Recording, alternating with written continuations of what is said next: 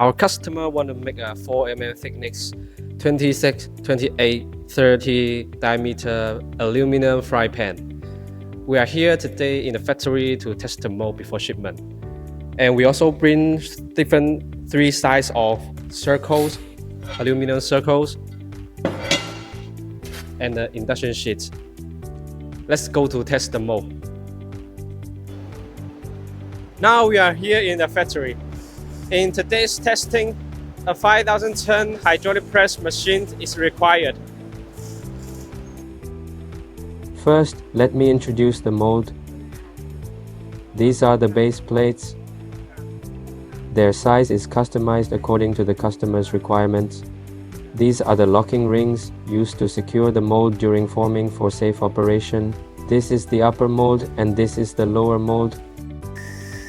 The induction sheet should be clean. The circle here has spray oil.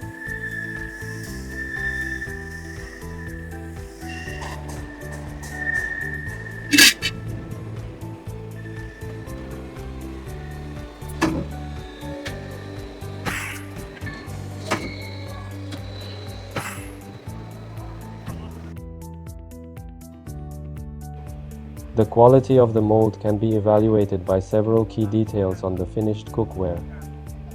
First, there should be no visible step or offset in this area.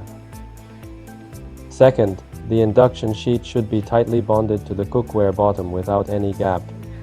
Third, the holes on the induction sheet should be evenly distributed and well formed. Finally, examine the extrusion marks around the edge. A high-precision mold produces fewer extrusion marks, reducing the amount of polishing required. Our goal is not only to make a mold, but also to make a product that reaches your goal, high quality, and your requirement.